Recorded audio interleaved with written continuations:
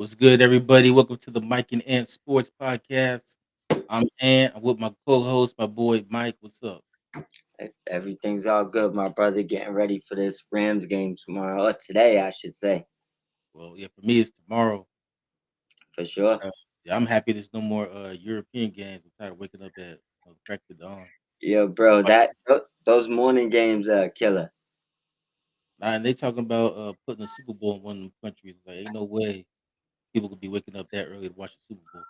Don't give us that WrestleMania bullshit.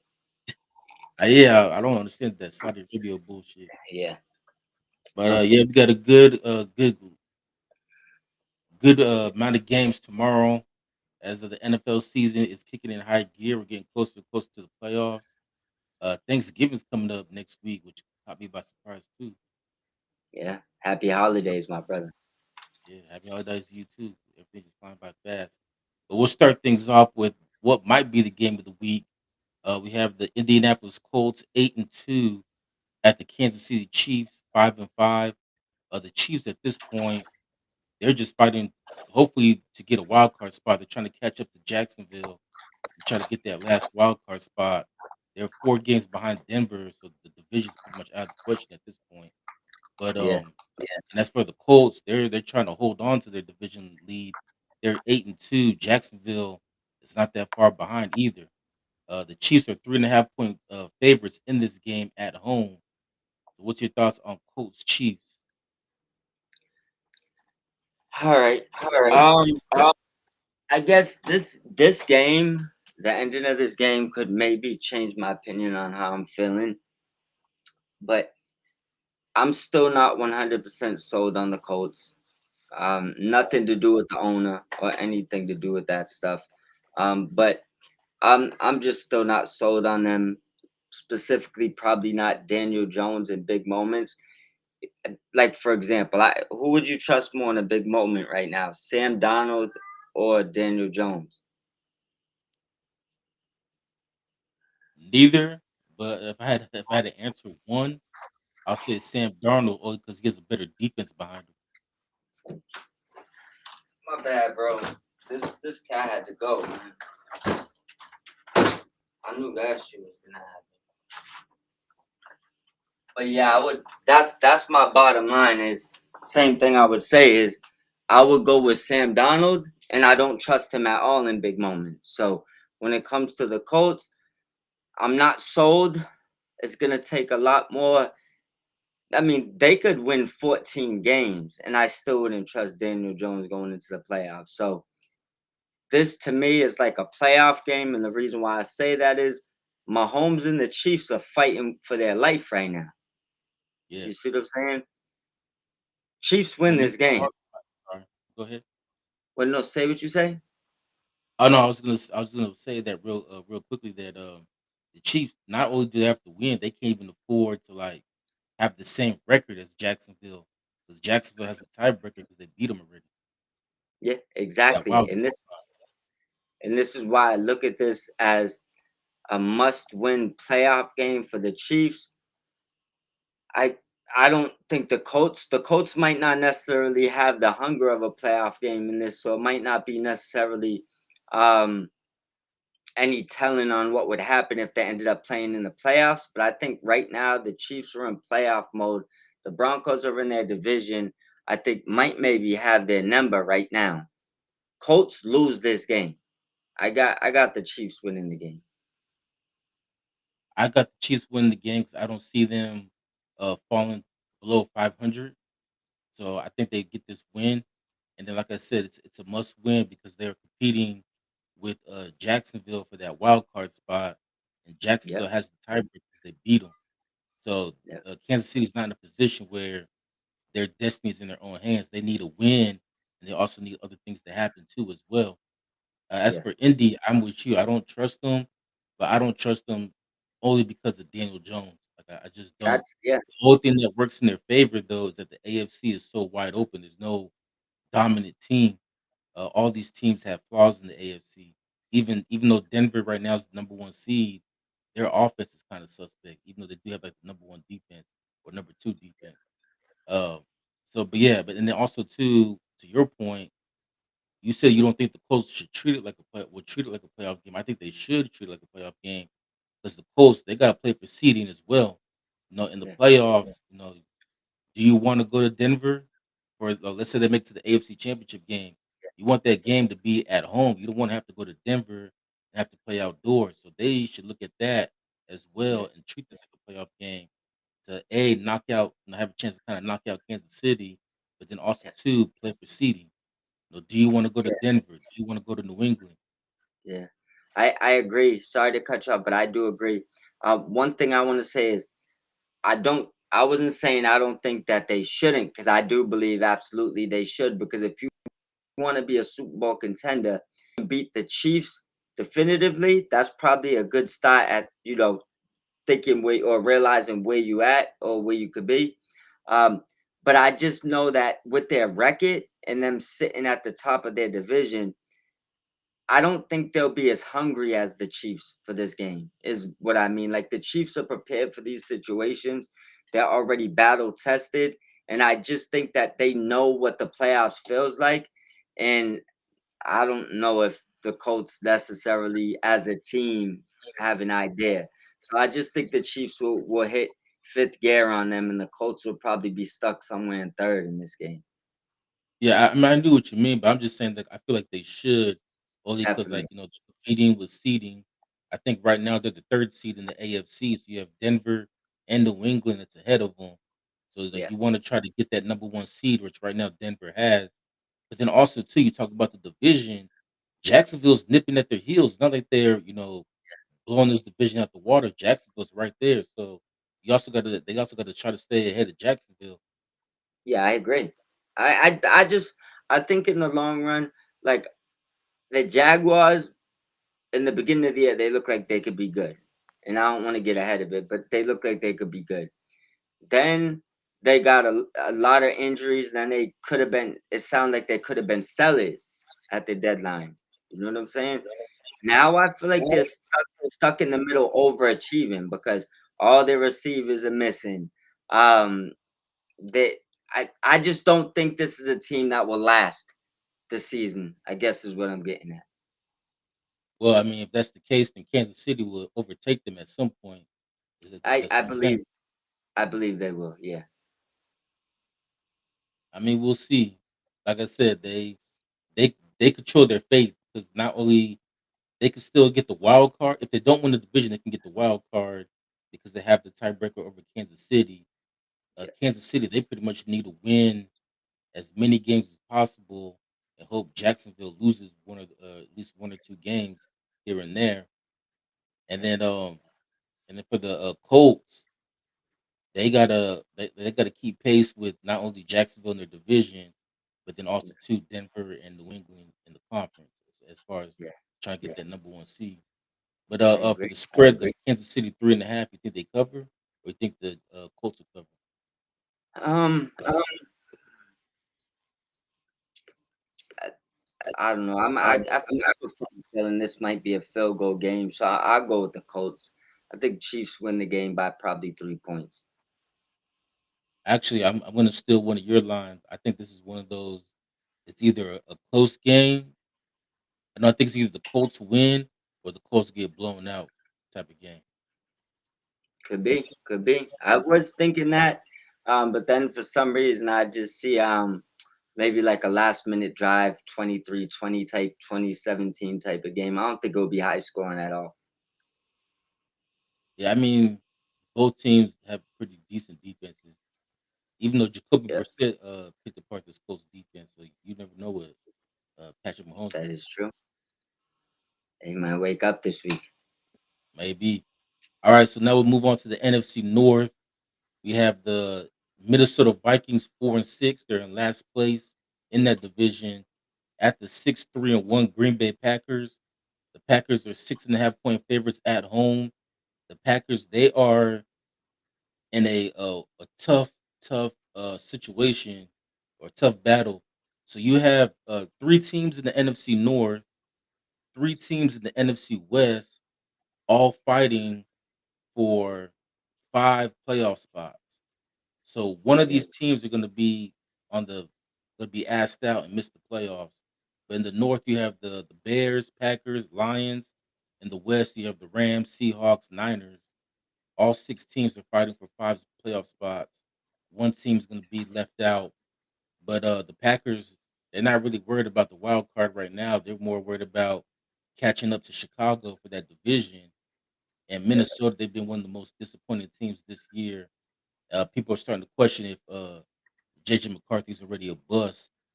I'll give you my Yeah. opinion in a minute, but who do you got? Vikings, Packers. Packers 6.5 point favorite.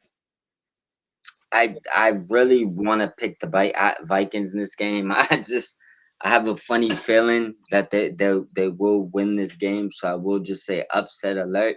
I don't think the Packers are a good team. I'm not on the Jordan Love train. Think he's a good quarterback. All these guys in the NFL are, but he's not this top five or next coming to Aaron Rodgers type of situation that they think they got. I think he's more close to C.J. Stroud than he is to being like a top five guy. So it's just like kid, nothing over there really scares you. Like not Parsons, like nothing this year on the Packers has really been scary. And I have a funny feeling the Vikings might win this game. But I am gonna take the Packers winning in a close one. They're not covering 6.5. I mean, I got them winning by a small margin or losing. Yeah, well, I'm with you. We've been saying it all season long that we don't see the Packers being Super Bowl contenders, even though most of the people had them going to the Super Bowl. Now the betting favorites now is now Eagles Bills in the Super Bowl. Yeah, Um, that Bills stuff but gotta yeah, stop. people, Man. yeah, people finally gotten off the Packers. But yeah, I'm with you. I think Minnesota will keep this game close. I think they're gonna cover the 6.5, but I think the Packers win it in a close game. As Yeah, far as JJ McCarthy, he has struggled this year. I know people want to call him a bust. I think it's too early to call him a bust. I think you got to give him more time. He's technically a rookie because he yeah. missed all of last season, and then he missed most of this season with a sprained ankle. Even though you and I believed there was a benching, they just didn't want to see it. So Sorry, mention. I think just like give him more time, but it's definitely been a struggle. And they might have got rid of Sam Darnold way too early. Maybe they should have kept Sam Darnold for at least one more year and let JJ McCarthy sit and watch for a little while because he Yeah, wasn't I, ready. I was yeah, I was saying that all last year. Keep both of them when they was even thinking about doing this. But it's one of those things where JJ McCarthy is one of those guys that he came to the NFL actually young. So even after sitting out a year, he's still maybe like Mac Jones age. That he's one of the youngest starting quarterbacks in the NFL. So Yeah, he's 22. yeah, so that's the thing. There's dudes getting drafted now, older than him by 2, 3 years. So Yeah, I that's why I wouldn't give up on him just yet because he has the heart and the it factor. I think it's just more about the game slowing down for him. And last year, due to the injury, he probably wasn't able to get the actual reps versus just the mental ones. I think after a year, I mean, you got to give him at least. I mean, I'd say next year, if it falls apart, it falls apart. But you got to probably give him a whole nother season. But timeline wise, it would have been better for their aging veterans and stuff. But Donald to stay there probably on a 2 year contract probably would have been their yes. best bet. This is one of the downsides of drafting a quarterback when you have a Super Bowl roster because the timelines Yeah, don't mix up or not or don't line yeah, up. Excuse me. So you have this yeah, basically a young quarterback with the Super Bowl made roster now, but the quarterback yeah, isn't ready. And so, guys like Justin Jefferson, Harrison, yeah. can't think of his name. He's been there, like, Harrison, Um, the yeah. safety, Go. What'd you say? the safety. But Yeah, anyway, I know. We know who you're talking Harrison about. Smith, Go that's ahead. his name. I got it, Yeah. Harrison Smith. And Yes, Aaron Jones. you're basically just wasting these guys' prime years because you're trying to groom along this young quarterback. So the timeline doesn't line up. It'll be different if it's like Yeah, a Chicago situation where you have a young quarterback, but you also have a young team. Same thing with the Giants. They got a young quarterback, Yeah. a young team, so they can kind of grow together. In Minnesota, that's not Yep. the case. So I think that's why Viking fans are starting to get impatient with them because they're seeing like, okay, we're just you're wasting our season right now. We had a Super Bowl window, and right now we're taking a step back. But I just think I I'm think sure they need to be patient with. yeah. And looking at what Donald's doing now, I'm sure that's probably factoring into why they're expecting him to do a lot better. You know what I'm saying? Donald, I think won up 14 games from last year, and Yeah, he looks good now. So well, except for I that. mean, well, yeah, but you get the point. You know what I'm saying? So I could relate to it, but we could go to the next game, bro. All right, so the next game on the schedule is the 9-2 New England Patriots at the 3-7 Cincinnati Bengals. The Bengals had some great news this week. Joe Burrow practiced all week, but Zach Taylor said that Joe Flacco will get the start this week, and that Yeah, Joe Burrow will probably start next week. And a lot of people are saying, before I get to that though, the Patriots are 7.5 point favorites at Cincinnati, and people are saying that the Bengals should just sit Joe Burrow for the rest of the season, don't play him. I disagree. They're out of the race for the division, but they can still get the wild card. I think they're only like maybe 2 games behind Jacksonville for the wild card. So when Joe and if they could win this week, which is gonna be hard, if they win this week to be 4-7, you get Joe Burrow back. Maybe you can make a run towards the end of the season, get to 9-8 or whatever, and maybe Jacksonville, as you talked about all the injuries that they have, Kansas City, we don't know what's going to happen with them. Maybe Cincinnati could sneak in there as a wild card. You never know. Or Cincinnati's they could gonna even win need the division because the division, it's not like Pittsburgh's running away with the division. I mean, it's yeah. still right there for Yeah. the I taking. think I think if the Bengals just looking at, and we don't got to go over all the schedule just going off. They can win every game went throughout and go 10-7. They got a shot. I mean, it probably still be a long shot, but they do have a shot if they could do that. Yeah, I That mean, and not only that, but just look at their division. I mean, they play in the weakest division. Pittsburgh right now is in first place, but Pittsburgh's not. They're not six running and away with the 4. division. Yeah, they're letting all these teams we talked about. I think in text, but they Yeah, messed up. They let Baltimore and Cincinnati just hang around, even though Lamar and Joe Burrow has been hurt, and they just yeah, let them hang around, hang around, hang around.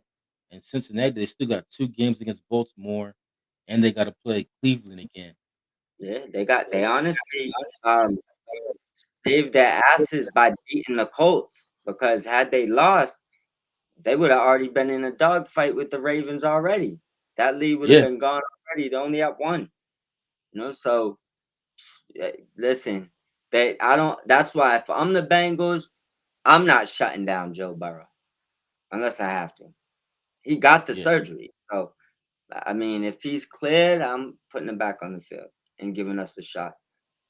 And I know this is off topic, but I just want to say quickly, Brock Purdy probably should have gotten the surgery because had he gotten the surgery, he would have been back around the same time that he came back anyway. He was Yeah, trying to tough it out, not get the surgery, and ended up missing the same amount of games as Burrow. yeah, and he's at way higher risk of re-injuring his foot. Yeah, because he So didn't get the surgery. He just tried to let it heal on its own. yeah, Shanahan's probably in the back, like I know he's gonna hurt his toe. Don't worry, Mac. Yeah, Don't they worry. should. Yeah, I got my boy now. So yeah, But this game though, New England 7.5 point favorites at Cincinnati. I think I don't know. This game could go either way. Again, it could either be a Bengal. I think if it's close, the Bengals win. If the yeah, Patriots win, they're gonna blow them out. yeah, The only problem I have with the Bengals is offensively they could score, as we know, regardless who's the quarterback, Joe Flacco or Joe Burrow. The issue with them is their defense. They have the worst defense in the NFL for the second year in a row, and they can't stop anybody. this is true. So that's why I think if it's a close game, I think Cincinnati wins. But if Cincinnati wins, it's going to be a high scoring game. But if New England wins, I think they blow them out and cover the 7.5. I literally had the same exact thought, and it led me to thinking the Patriots are gonna blow them out. I'm thinking like 40-20 something. like this. I think the Patriots step on them. Yeah, I don't wanna agree, but I have to agree.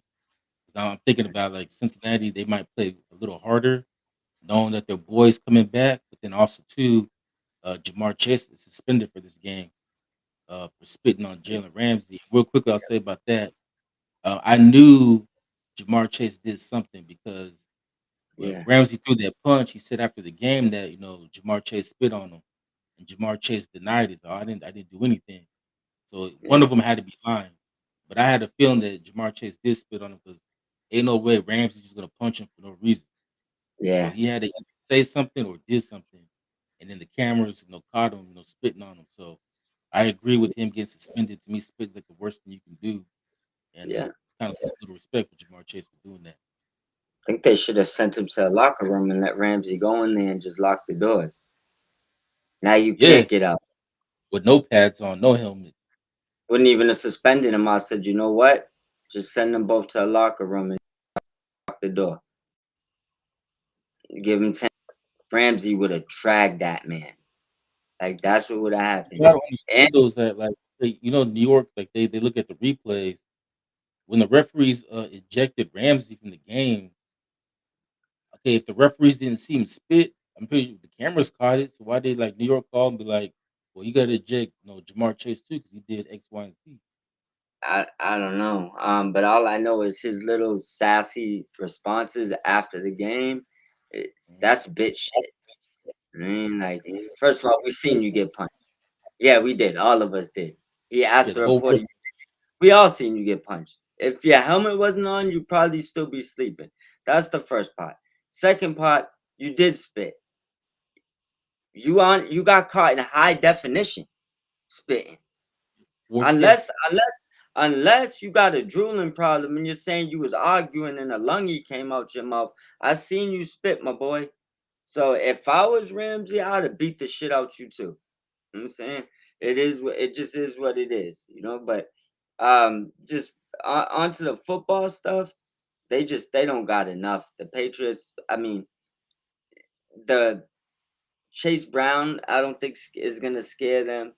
There's Higgins is gonna deal with Christian Gonzalez. So this just isn't a good matchup. Flacco is gonna get hit a lot this game, I think. Yeah, and I'm not really confident in Josie Bosch. Yeah. Only because not because he's Asian. He's an Asian receiver, but I just don't Mm. have confidence in him because I've seen him too many times where he drops a lot of balls. Like he just I see him drops look good balls though. back to back. I have seen times where he look good though. More as a three. I don't know if he's Well, yeah, ready but to. this week he's gonna be a 2. Yeah, that's what I'm saying. I don't know if he's ready for that. We'll see. Yeah, we'll see, but I've seen him, like, he's too inconsistent for me. It's like, same here, like, I've seen him make some great catches, but then in Yeah, other moments, I've seen him like, the Jets game, he dropped, like, 3 or 4 balls that cost him the game, really, because it all came, like, in 3rd down or 4th down. yeah. I When seen I was him. watching the game, I was like, "Why you even throwing it to this boy?" Like, either give it to Higgins or Chase. Yeah, I agree. And I think I mean, not the Vikings, but I think the Bengals too messed up in, getting rid of, Joe Mixon. 'Cause I'm with you, like, I don't think Chase Brown really scares anybody. Yeah. I mean, he's more of a change of pace guy. You need somebody else back there too. Alright, and then the next game, we have the New York Giants 2-9 at the Detroit Lions 6-4. The Giants interim coach Mike Kafka announced that, Jackson Dart, is still out with excuse me, still out with the concussion, so Jameis Winston will get the start. The Lions are 13.5 point favorites at home. The Lions, they're starting. This is game one of three straight at home for the Detroit Lions. The Lions are one of those six teams I was talking about in the NFC that are fighting for the playoff spot, and also too, they're one right now. They're one game behind Chicago in the division, so they need to win this game to catch up with them. Yeah. So, what's your thoughts? Lions, Giants, Lions, 13.5 point favorite. Um, Lions got a bit too much to lose this game. I know Jameis will probably put up points with the Giants. I don't got the Lions covering, but I do got them winning by double digit points, and I do got them winning fairly easy. Yeah, the one thing we know about the Giants just from watching them this season is they're gonna hang around. Yeah. Um, so I don't see them getting. I don't think the Lions will cover the 13.5. The Lions will probably win, but I can see them winning by like maybe 10, Yeah, I maybe could even see them 14 and being a half. sorry to cut you off, bro, but I could see them being up by 13 or 14 points most of this game. But I just think when it ends, it'd be more closer to 8 to 11, somewhere in between there. Yeah, I do. I will say though, the Lions they're probably gonna come into this game pissed off because um they had the bad taste in their mouth of losing last week. And since we weren't on the air last week, I wanted to ask you, Yeah. what's your thoughts on Dan Campbell deciding to call the plays?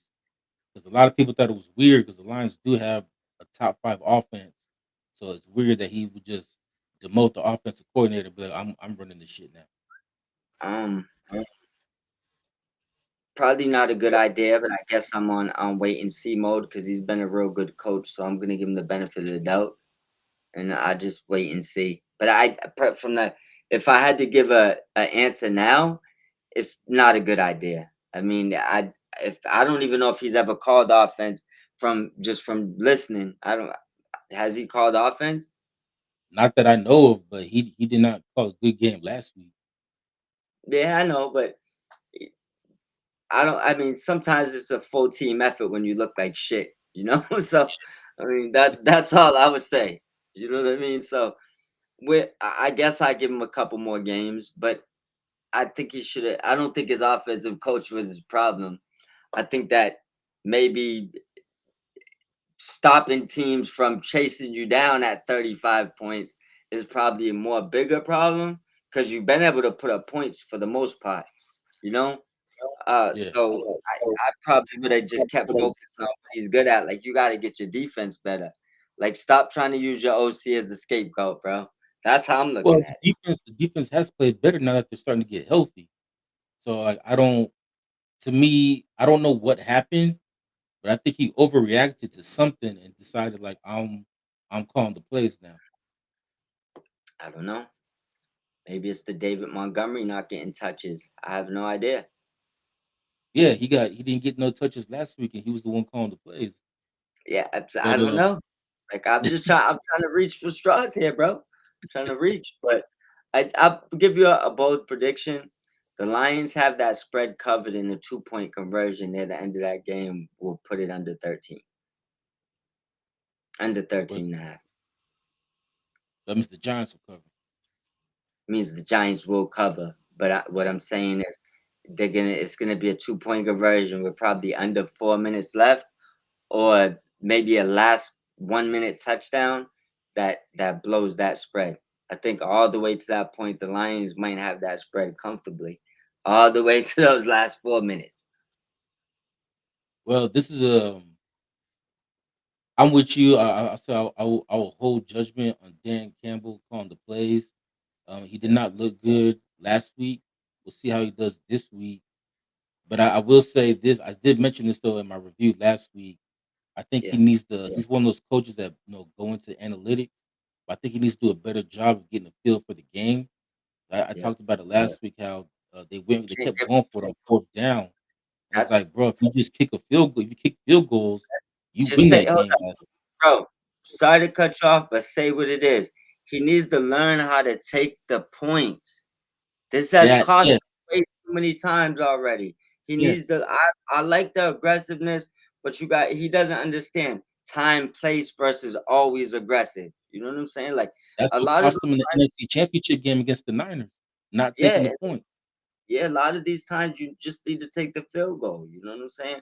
And eventually we'll come to a point if you keep losing on the back of that, eventually it's not going to be excusable because if you're not bringing trophies in there, it's not going to be an unfireable offense when you keep doing it, you know, because it's like Yeah, and what no, go definition ahead. of definition of insanity, bro. That's it. Yeah, 'cause I was Mm, talking about it, and it's like it was a 13-6 game for most of that game last week. And so, yeah, like every time, instead of going for it every time on fourth down, just take the points, kick a field goal. kick a field Yeah, goal. Now it's 13-9. Then it's 13-12. Then now you're up 15-13. So like just take the points. sure. Read the room. Your defense was playing great. I don't know how much of it's because your defense has improved or it's because you're playing the Eagles because they don't really have a good offense. But either way, it was a close game. So just take the points. You shot yourself in the foot by continuously going forward on fourth down. And I just didn't Yeah, understand that. yeah. I'm completely against that. But I'm with you though. The Lions win this game, but I do agree. I think the Giants will cover. I don't think the Lions will beat them by 13.5. Yeah. All right, and then the next game we have is the New York Jets 2-8 at the Baltimore Ravens 5-5. The Ravens did not look good at all last week offensively, but they somehow pulled out the win thanks to a Shador Sanders interception. The Jets, though, they made news. They're benching Justin Fields, who has by far been the worst quarterback in the NFL this year. Um, in a game in a sport where they changed all the rules to benefit the offense, Justin Fields somehow is struggling to throw for over 100 yards a game, and they're making the switch to Tyrod Taylor, so he will get the start this week against his former team. But the Ravens are 13.5 point favorites in this game. So, what are your thoughts on the Jets Ravens? Ravens will win this game easy. I would love for the Jets to win and the Falcons to lose. I'm looking at every team that can get 3 wins or more, and Falcons to stay the Oh, same. I'm not You even know, worried about the Falcons, especially after Penix towards ACL. no, I know, but I'm looking like because they got 3 wins, we need the Jets to get to three. They're at Uh, two. So I'm looking at all those teams at two. Like, come on, fellas, go to 3 and 4. You can do it. But the Saints and the Titans though they're like we trying to stay at one. nah, Saints about to beat the Falcons this week. We good to go. But um, as far as the game, well, hold on 1 second. 1 second.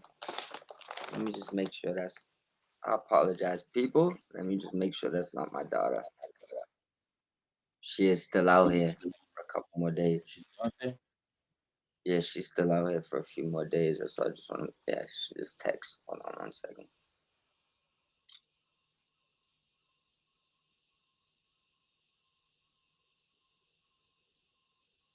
All right, all right, we good. As far as the game, I'm pretty sure the Ravens will win this fairly easy. I think that I don't know what's going on with the Jets offense because I don't know if Justin Fields is gun shy of throwing the ball, or if the offense is so trash he just don't want to throw turnovers and no guys is open. And Tyrod Taylor probably just he's more carefree. Like, what could he lose? You know what I'm saying? So he's gonna let the ball go regardless. And to be fair, he has a better arm than Justin Fields. I mean, I don't think that's up for debate. I don't know if he's the better quarterback or that he's definitely not the better talent at this point. But I mean, Fields just isn't reaching his limit. Tyrod Taylor will bring some sort of balance to the Jets and hopefully get them past the Atlanta Falcons in the draft as far as going the wrong direction. Um, but I just kind of feel like Justin Fields is a scapegoat for a trash offense right now. Well, That's you kind of have you have you have former players though that are saying that Justin Fields not even an NFL caliber quarterback. I hear that. I hear that. But I don't know. I like I said, I've seen times where he looks like he is, and I've seen times where he looks lost and his confidence looks gone. And I mean, it just doesn't look like he has it together. But he's not the only quarterback to look like that in the NFL. So I wouldn't say like he's the absolute worst thing I've seen in the NFL. I've seen some of these guys that they say is elite look that same way at times. So I mean, it kind of just is what it is. But I wouldn't. I mean, the Jets can't go forward with him starting regardless. Not saying this year you maybe could keep him, but after this year, it's a kind of was a one and done deal anyways. If he didn't play good, it was a 2 year deal structured with really 1 year. You see what I'm saying? So this is probably a way to get out of maybe a few guarantees. I don't know. I would have to look at the contract, but what's the spread on this game, bro? Baltimore 13.5. Still a big spread, but Baltimore's gonna cover this. The Jets, I think, are depleted. Actually, this is a revenge game, I believe, for Tyrod Taylor. But with Yeah, that being he was Joe Flacco's backup when they won the Super Bowl. yeah, with that being said, I still got the Ravens covering. I think Derrick Henry will have a big game. I think Lamar Jackson will also have a big game on the ground.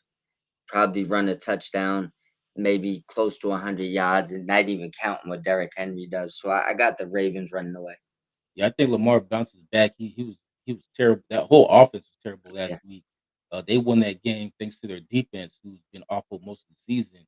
yeah. And the best thing that happened to them was that Dylan Gabriel got knocked out because when the Browns played better when Gabriel was the quarterback. I think When Gabriel's he gonna got get hurt, that's when the tide turned and Ravens were able to pull it out. But yeah, so I think they bounced back. I will say though, the Jets defense has played better since they traded away Sauce Gardner and Quentin Williams. So maybe Aaron Glenn got his guys in there now. yeah. They've been playing better defensively, but offensively they've been terrible. So Tyrod can't be any worse than Justin Fields. They're still in the Fernando Mendoza sweepstakes, so we'll see who gets them. But I'm with you. I think the Ravens win this game. I can see them winning by 2 touchdowns, maybe even more.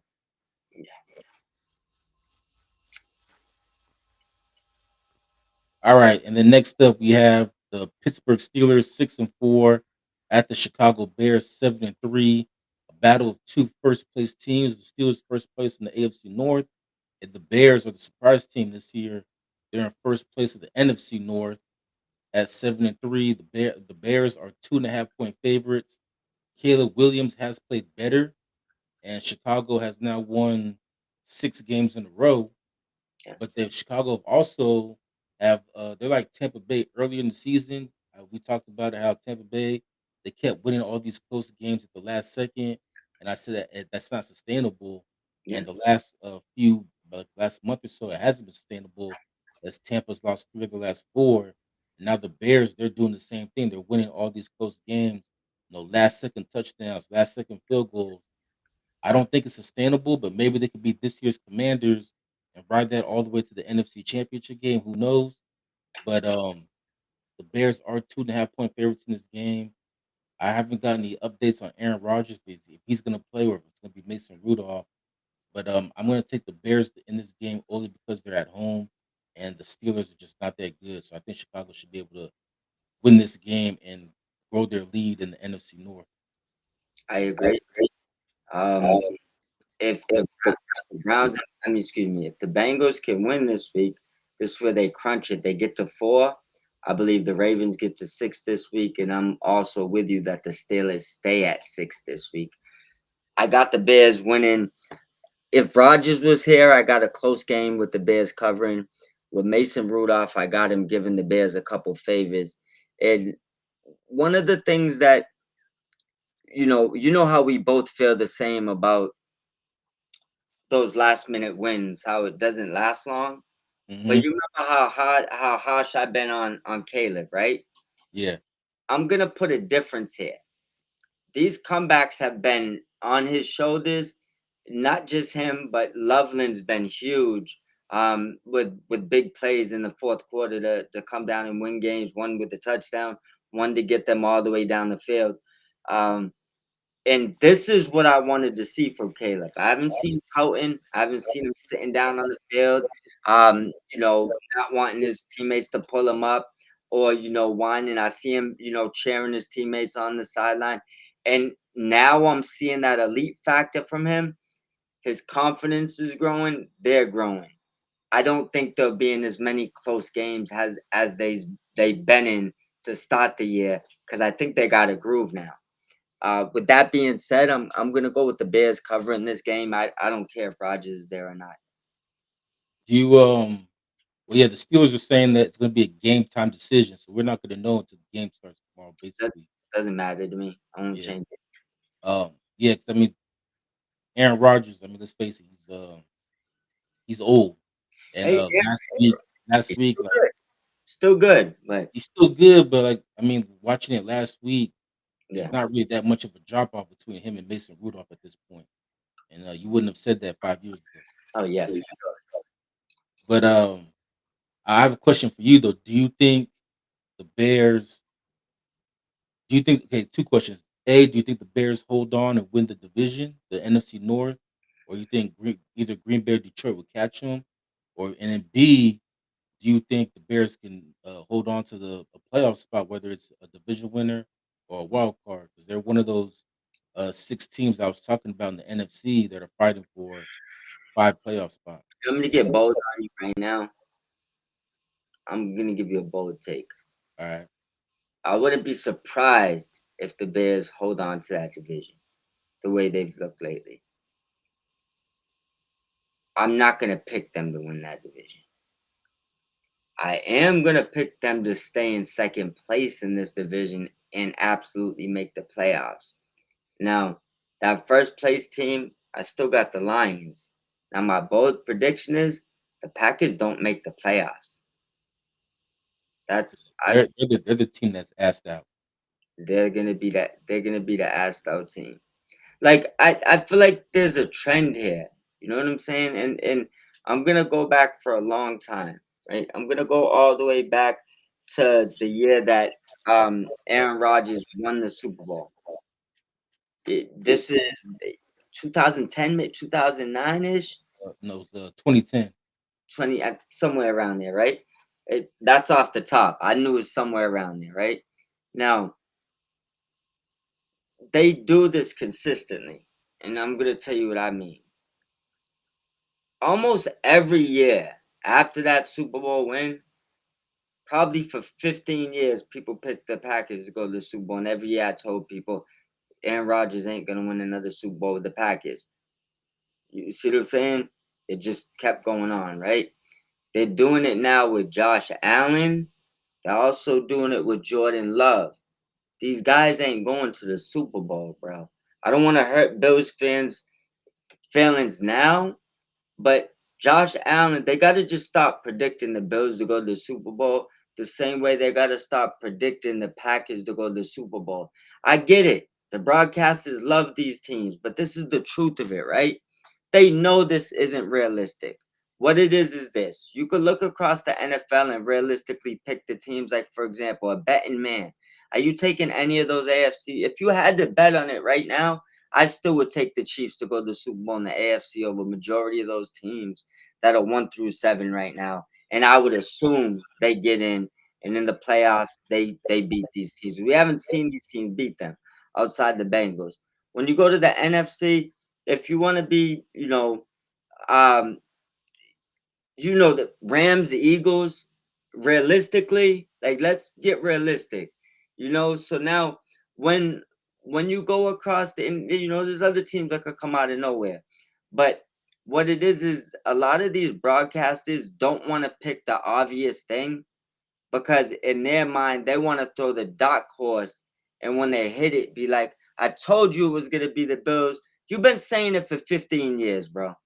By the time you get it right now, it doesn't hold the same weight. You can't hit someone with a gotcha moment. I knew it would be the Packers because you've been picking them for 12 years. Can you just please stop? It's not serious. Same thing with the Bills. Can you please stop? You ain't brought that kid anything to get him past anyone in the playoffs. You haven't brought in wide receivers. You swear his tight ends are great. They're not. His best wide receiver is now suspended because he keeps missing meetings. But my point is this, right? Look at the Packers. Do we not see clones of each other? Which one of them got a wide receiver one? Either one. Stop telling me these teams are Super Bowl ready. They're not. These are your darlings. These are like maybe the teams they want to go. But if you check in the past 20 years, the Packers and Bills, I guarantee you, even more than the Patriots, when they was dominating, have been predicted to go to the Super Bowl more than them guys. It's like right now, let's be realistic. If you had to bet right now, all your bottom dollar, right now, I'm gonna give you three teams. Which one makes the Super Bowl? The Chiefs this year we're talking about. The Chiefs, the Bills, or the Packers, and you gotta bet which one is gonna make the Super Bowl. It's just the rest of your money. No chance. You gotta bet. I said the Chiefs, even though they're on the outside looking in right now, but yeah, I'll take them. You see what I'm trying to tell you? Because it's realistic. And then if you went to the NFC, there's probably 5 teams you would pick before you actually would believe the Packers would get to the Super Bowl when they couldn't get there with a loaded roster and Aaron Rodgers and a weaker NFL. Jordan Love isn't it. And I'm not knocking Josh Allen because I think he's great. He don't got the team. Jordan Love isn't Josh Allen, and he has a similar team constructed to Josh Allen. They both got good running backs. Neither one of them got a stud wide receiver. Kraft, I guess, was on the uptick, but right now, neither one of them got a stud tight end. Their defense is, supposed to be superior, but I've seen them fall. I'm not really so much the Bills, but I've seen both of these defenses when they're supposed to be good at times fall apart in the biggest moments. You see what I'm saying? So I just look at it. It's like, bro, these dudes that pick the Bills and the Packers unanimously, and it's every year. Just look at it. The same dude's been picking these two teams, and I apologize for ranting, but it's like stop putting the pressure on these kids. You're like throwing them like MVP trophies and Super Bowl rings when these guys ain't even sniffed it yet. It doesn't make sense to me. They can't. You cannot be a betting favorite on something you've never been to. What would make me bet? That's a dummy's bet. Think about it. Yeah. Like you got Stafford that you've seen do it, right? So the best coach quarterback combination in the NFC has won a Super Bowl together, right? They're alive over there right now. You got Sirianni and Hurts, regardless how you feel, won a Super Bowl together. They're alive over there, right? You go to the other side, you got Andy Reid and Patrick Mahomes, probably the best quarterback QB combination in the NFL, right? They're not dead yet. You see what I'm saying? So, how are you looking at these teams that we've seen do this, right? And always be there, always be there at the end fighting one way or another, right? And you're telling me these guys that haven't beat Patrick Mahomes, so you're assuming they're gonna beat him and get to the Super Bowl. So here's the thing: every time Mayweather fought, I bet for him, and you know how many times I won? Every single time. You know how many times dude told me they bet against Mayweather for this reason, that reason, this reason? It's a dummy bet, bro. You don't bet against someone that hasn't lost in those situations and expect someone to beat him that you've never seen win in those situations. It's like a blind man's bet. You see what I'm saying? Now, I'm just sick of that Bills and Packers shit. And the Packers not a good team. I don't see them making the playoffs. Not even with the tie saving it. Oh yeah, I was gonna say that's the only thing that might save them is they have the tie. So that could help them in the long run. I will say this: even though the Bills lost on Thursday, they're still the favorites to win the AFC and get to the Super Bowl. Yeah. And I'll say this about the Bills. I want some of that weed. I want some of it. I could give them I was my gonna say for the Bills though, like this has to be their year if they're gonna ever make it because the Chiefs, they're on life support right now this season. And yeah, you look at the teams that are in the playoffs and right now in the AFC, none of them really have experience. We talked about the teams that are fighting for that number one seed. Denver, I mean, yeah, they made the playoffs last year, but they don't have much experience. New England is young. Indy, they have a great roster, but they don't have playoff experience. Actually, the one person that does have playoff experience is Daniel Jones, and neither one of us trust him. So, I'm like, this has to be Buffalo's year. gonna tell you why I use that analogy between those two teams. And Mhm. if you can, I know we trying to get run this short after this a little bit, but I want you to pull up a stat because I'm gonna tell you what I mean, right? All right. Aaron Rodgers. Pull up, if you can pull this up, every team that knocked him out the playoffs after his Super Bowl win. All right. Let me pull that up right now. Yeah, and I'll tell you why, right? it was always the next hot shit smoking. Whether it was Russell Wilson, whether it was Matt Ryan, whether it was Jared Goff, it doesn't matter. You know, so it's like they're looking at Bo Nix and Drake May. I'm looking like if it was the Patriots and the Bills today in the playoffs, I'm taking the Pats. If it's the Broncos and the Bills today in the playoffs, I'm taking the Broncos. Those are actually the two teams right now I have definitively above them. And I still got the Chiefs at not right now if we was doing a power rankings, but if I was picking my top three teams to go to the Super Bowl, the Chiefs are still one of those three teams because I don't expect them to not make the playoffs. All right, so I got it right here. So the Packers, they won the Super Bowl in 2010. Yep. Then in 2011, they were knocked out in the first round by the New York Giants. That's when Eli and them came over there and whooped their ass. All right. The Packers that year were 15-1. The Giants were 9-7. I think that's when the Giants Giants beat won them. the Super Bowl, right? Yeah, Yeah. and then 2012 they get knocked So, out. so remember, next hot team. That team barely got in the playoffs. Now, next one, go. All right, and then in 2012 Yeah. they got knocked out in the second round by the Niners. That's when Colin Kaepernick ran all over them. Yep. There you go. Young hot shot, right? Go Yep. to the next one. All right. And then 2013 they lose in the wild card round to the Niners again. All right. And then 2014 they lose in the NFC Championship game to Seattle. That's Russ. when homeboy didn't get the onside kick and the Seattle scored like 16 unanswered points in the fourth quarter. Yep. Yep. Then the next one. All right, 2015 they lose in the second round to Arizona. Didn't even know that was a quarterback there then. That But was Carson. That was Carson Palmer. oh yeah, yeah. Go ahead and go forward. All right, 2016 they lose in the NFC Championship game to the Falcons. Matt Ryan. 2017 they missed the playoffs. 2018 they missed the playoffs. 2019 they lost in the NFC Championship game to the Niners. All right. Now you. 2020 they lost in the NFC Championship game to the Bucks. That was Tom Brady. And then Yeah. to the Niners they lost to Jimmy G. Yeah. In 2021 they were one and done again. They lost in the first Oh, round to the Niners. now I'm gonna give you my point, right? Do All you right, that hear was any Jimmy like G again. now obviously Eli might be an outlier there because he's gonna get in the Hall of Fame. And I'm not saying he actually is a Hall of Fame, but he got two rings. I'm not gonna debate that. So he's a Hall of Famer, right? But you see what I mean about the next team that got hot? The Giants getting at 9 wins. Look, right? Peyton Manning would probably have 10 rings had he not had to deal with Tom Brady.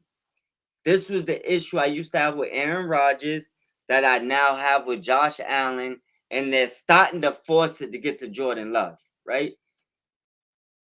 Aaron Rodgers didn't need to be beat by Tom Brady. Aaron Rodgers got beat by whatever team was hot that year. And that's how I look at the Bills. That's how I still look at the Packers. You guys can win 14 games. Whether it's Joe Burrow, whether it's Mahomes sneaking in, whether it's Drake May, whether it's Bo Nix, I know what the Bills are. They're not winning. They're just not. It just kind of is what it is at this point. When it comes to the Packers, they're a little bit cooler than 49ers fans because the Packers don't live off of all their old Super Bowl trophies. They don't argue with you about them. And they actually have one in 2009, you know? And they don't 10, argue 2010. with 10, my fault. But they don't argue with you about them. So I respect that. But the Packers at this point are just like a winning version of the Cowboys. You win a lot of games, but nobody really believes you're gonna win the Super Bowl. Not even when you had Aaron Rodgers did people really believe that. I made bets for 20 years almost that you wouldn't sniff another Super Bowl, and he hasn't. And I will say that for 2011, they lost to the Giants. The Giants that year were 9-7, so they barely even made the playoffs. N- Packers were 15-1, and I think the only reason why it doesn't get talked about as being one of the biggest upsets or one of the biggest choke jobs is Yeah, because the Giants went on to win the Super Bowl that year. for So sure. you kind of give them a like, okay, they lost to the Super Bowl Yeah, champion type thing. yeah, which is a bad way to look at things because you guys were supposed to win, right? Yeah, But the Giants weren't supposed to win. yeah, but the whole thing with it, like I said, it's after you predicting certain teams to go to the Super Bowl for so long and it don't happen, it's like, didn't we go through this for 6, 7 years? The Niners was gonna win the Super Bowl. Thank God that stopped. Some people before the Michael Parsons trade, a lot of people were picking the Niners to win the Super Bowl this year. Bro, it's like I said, it's the dummy bet. I feel like they push things like this down your throat for you to lose money. It's like the obvious bet was right there. It was right there. You see what I'm saying? Yeah. But that, like, the Packers, and like I said, we'll just end it with this, so I ain't got to rant no more. As far as what I'm saying, the Bills will not be in the Super Bowl. I won't even pick a Super Bowl contender right now who will make it there. But I'll give you two Joe Namath guarantees. I guarantee the Bills will not be in the Super Bowl, and I guarantee the Packers will not be in the Super Bowl. People can clip that and talk to me after the Super Bowl. It's very simple. I've been saying this for a long time. It's the easy bet. These guys ain't going. Stop picking them. Well, the irony of this rant though is that this all started because I actually with the Bears win the division. Yes, You didn't that even is think about funny. the Bears. That is funny. But the Bears, I don't think the Bears will win the division. I think they'll take second. Yeah, I agree. I think Detroit, because they do have the easier schedule to finish out. I think Detroit overtakes will end up overtaking them. But I do think the Bears will still make the playoffs as a wild card team. Yeah, the Bears, and also, not for nothing. And I said Caleb could change my mind, and I don't know if there was any harsher critics than me as far as the past 2 seasons when comes to Caleb Williams. I do believe two things they need to do more of though before we go to the next game, because I want to give them a little bit of time. So now I ran it on the Packers. I love. I think I'm probably gonna botch this name. I think it's Monagai, Yeah, the the the backup rookie. quarterback. Yeah, Yeah, but he's a stud. I don't even think he should be a backup. I think him and Swift should be more dual threats, change of pace, kind I of like. agree. Last week they ran Swift more. I think he only had like 5 carries last week. Yeah, well, bottom line is I think they need to balance that out a little bit, and they need to get DJ more involved. They're better when he's involved more. It can't just be a doomsday show. You need to definitely get more involved. And I would love to see them get Luther Burton the third involved in a little bit more. I do see they unlock Loveland, so that's gonna be big down the stretch. And right now it's just about Caleb just to keep playing confident. And I think the Bears look like a threat right now. They got a good team. Yeah, I will say this about the DJ Moore thing. I think some of that too is on Caleb. Yeah. From what I've seen, him and Robidoux, they become like BFFs off Draft the together. field. Yep. They were drafted together, yeah, so they're very close. And he might have that Aaron Rodgers syndrome where he just might target one person. Stafford Like has a Matthew little bit of Stafford does that too. Like he just target his favorite guy. And I think that might be Caleb. Like I'm just gonna throw it to my homeboy. It's yeah, like, bro, like give DJ Moore some love too, and throw some balls his way. I agree. I agree. If you get, I mean, even you can hand the ball off to DJ Moore. He can throw the ball. You could put him in punt returns. Like, just find more ways to use him. He's like, Yeah, you know what I look at him like? I'm not sure with their speeds. I would have to look into it, stuff like that. And obviously, I know that when it comes to size, Debo's a little bit bigger than him. But I just feel like he's a more athletic Debo Samuel. Like you can utilize him in all those same things. He might be a little bit smaller, but he can do a lot of the similar things I that think he's Debo. taller. I think he's taller than Debo, So but what I mean he, is like, yeah. yeah, like size wise All right, but we both have the Bears beating the Packers though. and cover. Obviously they're gonna Not cover the 2.5. yeah, not package, right? No, Steelers Bears we were talking about. We do got them above the Packers in the division at the end of the year, though. Oh yeah, that I do agree. Yeah. I do agree. All right, so we'll move on. Not much to say about this next game, but it's we got the Seattle Seahawks 7-3 at the Tennessee Titans 1-9. Seattle's 12.5 point favorites in this game on the road. Quickly, I'll just say Seattle. They have a great defense. They actually have a Super Bowl defense, I think. But as I said last week in my review, Sam Darnold might be the one person that might hold them back from them reaching their full potential and getting to the Super Bowl. But they will definitely beat Tennessee in this game. Tennessee is just not that good, and I'm surprised Cam Ward is not taking as much criticism as the number one pick should for playing as bad as he has. He doesn't even look like the best rookie quarterback in his draft. It looks like Jackson Dart. I But think I think Seattle wins this game. And I think they cover the 12.5. I'll be quick too. First of all, I think sometimes teams get duped into taking somebody at number one, and teams push that he's the best player when he's not. I think what I think what the Titans should have looked at is who was everybody saying that McVay wanted. Jackson Dart. When did the Rams trade their pick? When they thought they can get Jackson Dart, and the Giants stuck up in there and got him. Giants took. They were sitting there all the way to the Giants went ahead of the Rams to take Jackson Dart. Well, in fairness too, at that time, a lot of people thought the Giants were gonna take Shador Sanders, and then it came out later on that he messed up that interview. They wanted Dot, and they thought the Rams were gonna take him. I'm gonna read the tea leaves and say I actually believe he was gonna take him. He wasn't gonna take Ferguson at 26. That was like, ah, shit, just say something, right? So I believe that Jackson Dot would have been in an LA Rams uniform had he been there a pick later, or one or two picks later when it was the Rams' turn. I don't think the trade to Atlanta happens.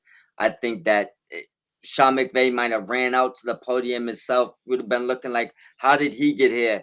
Come running out with shorts and a card, and you can already read Dot on the card. It's like, But I will say this though, John Gruden before the draft did say that he thought Jackson Dart was gonna be the best quarterback in this draft, and John Gruden is Sean McVay's mentor, yeah, so that could be why Sean McVay wanted him. and this is what I'm saying. I think that sometimes people convince a team someone's better than they actually are because they don't want that person. And I think they tried it with Shador. People didn't fall for it. They fell for Cam Ward. I think it's because it's the off the field person. He's a good, smart, respectful kid. He does have the attributes, but I don't think there wasn't a whichever one you thought was better. There is not Yeah, a but big well, I'll say this though, a lot of people going into that draft thought that Abdul Carter was the best player in the draft, and that's why everybody was surprised that even Jacksonville passed on him and took Travis Hunter. But for Tennessee, we talked about it. They could have just took Abdul Carter and just kept Will Levis for another year. I mean, they could have traded back 10 picks, probably ended up with Jackson Dart at That too. and got a boatload. But my thing is this, I think that them along with some other people have got convinced that number one to take guys who are not number one guys, just so the other teams can actually sucker you into doing that, knowing you're a bad franchise, and they actually get their guy later in the draft. Like I've seen it numerous times. Like here's the thing, you going through college tape or going through their combines, or you can't really say NFL sample size. We'll see Shador this week for the first time, but there's not a big difference as far as talent between Cam Ward and Shador Sanders that I can see. It's not like, night and day type of situation, right? So to be convinced he was number one, and for other teams to not even think Sanders was a top 4 round pick, fourth round or 4 round picks got him in the fifth, if I'm not mistaken, right? A fifth So round pick. for people to convince you this guy's number one and the other guy that a lot of people had scouted better than him is a fifth rounder, the Titans got tricked, my brother. Nobody was taking Cam Ward in the top 10, I don't believe. I believe that the Titans was probably the only team dumb enough to do that shit. I think that's what happened. Maybe there was one or two more teams that maybe might have been sold on it, but the truth of the matter is, you would have had a better chance trading for an NFL starting quarterback and just giving up that first round pick than drafting that kid because he's going down a slippery slope. and he's a lot closer to being a bust than JJ McCarthy is for one sole reason: the franchise he plays for. Yeah, I mean, Titans, they're a complete shit show, Yeah, and it'll be interesting to see who they hire to be their new coach next year because the interim's not going to keep that job. yeah, and Titans cover this. And I do want to also say one thing about Donald. The Rams are in that man's head. So I don't think every team can do to him what the Rams have done to him the past 2 years. I just have a funny feeling they got his number, and it happened to him last year. It happened to him this year. It may happen to him again in the playoffs. Hopefully, he don't figure us out this year. But I think right now this is more mental than physical. Well, I mean, the Lions got him too. He did the same thing against the Lions last year too in the regular season. Yeah, I but mean, less than just those two teams, but I don't know. I just look at it like I don't. When I look at the better teams in the NFC, Sam Darnold might be the worst quarterback out of all of them. And so that's why I said I think maybe Sam out of Darnold. the top quarterbacks, yeah. I don't know. I'm just saying like out of all the teams, I mean, if I look at all the teams in the NFC that right now are in playoff contention, I think Sam Darnold might be the worst quarterback out of all those teams. I mean, you're taking Brock Purdy over him. Yeah, 'cause I've seen Brock Purdy do it in the playoffs in big games. I hear that, but I mean, I'd probably rather take my chances with Donald. If like I don't know. I think Donald's ceiling is a lot higher than Purdy's, but I also believe that his floor when he's playing bad is probably a lot lower. But I like his ceiling. Purdy just kind of is what he is to me. I get the not turning it over as much thing, but it's like not much special there neither. Like I feel like Donald got a little bit of special in him. Yeah, but I just think that like I don't know. I mean, he could prove me wrong, but right now I just think he might be the worst out of the playoff teams in the NFC, and he might be the thing that holds them back. I look at the rest of the roster, and I mean, this I was impressed with what I saw last week, and I think they do have a Super Bowl caliber squad, but I don't know if they have a Super Bowl caliber quarterback. Yeah, I'm looking at a few of them. There's Donald, Daniel Jones, Trevor Lawrence. Well, I was just talking about the NFC. Well, you know, you one thing that's in common with all the teams you don't trust, it always comes down to a quarterback. Yeah. Yeah. What is it gonna come down to? Would I even trust Trevor Lawrence? I mean, I've seen him win a playoff game. I did. It's crazy. Over Herbert. Herbert Yeah. at 3 fucking is that the four Well, interception game? yeah. I know that was last year, but that's been the knock on Herbert, especially out here in LA. Yeah. Like people don't care what he does in the regular season anymore. Like we want to see him So in the I playoff. What he does in the playoff. Yeah, I just want to see another bad year from him, to tell you the truth. So that way Sean McVay can call and maybe, slide something over there and pull him to the other locker room in LA when Stafford's gone. That'd be my ideal perfect solution right there in a perfect world. I just wish LA would get off the Raiders and support the Rams. Yeah. We I have we have the number 2 seed in the NFC right now, and there's no buzz, no excitement. Like everybody's all stuck on the Raiders. Like, I'm gonna have to fly down with the loudspeaker and a boombox. That's it, man. Coming down. well, speaking of the Raiders, they're our next game. This is going to be the Fernando Mendoza game right here. Mendoza, I can't even say his name. Mendoza game. As you have the 2-8 Cleveland Browns at the 2-8 Las Vegas Raiders. This game's will be played in Vegas. Shador Sanders will get his first career start. He did play in the second half last week against Baltimore after Daniel Gabriel went out with a concussion. Gabriel's still out with that concussion, and I talked about it last week. You saw why Gabriel got the start over, became the starter over him because Shador he just does not look ready right Oh, now. no, you gotta be hold on, you gotta be fair, bro. That man is did not practice with one player he was on that field with at all.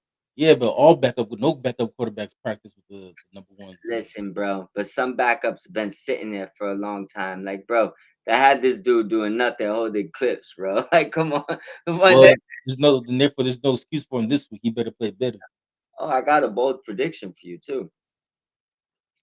Well, the only good thing though about this game is that I'm actually gonna take the Browns to win it, Yeah, but only because the Browns do have a top 5 defense, and you're playing against Geno Smith, who's trying to break Jameis Winston's record for most interceptions in the season, and, he might throw, like, 6 of them in this game possibly. against the Browns defense, and I think that's why Cleveland wins, even though the Raiders are 3.5-point favorites.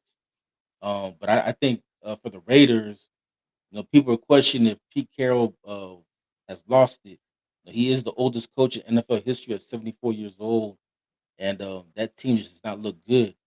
And then Geno's played bad, and for the Raiders, Played uh, bad. You're being nice. I know I'm being nice, but I'm just saying, You like, are. for the Raiders, I don't know what the future looks like for them. Like, you have the oldest coach, and then your quarterback is 35, so you can't even say, like, Geno's the quarterback of the future. And then I don't know if you're gonna lose enough games to get, Fernando Mendoza. So, like, I don't know what they're gonna do at quarterback. And then also too, like, who's gonna be their coach? Because Pete Carroll can't be a long-term coach he's gonna be 75 next year. Yeah.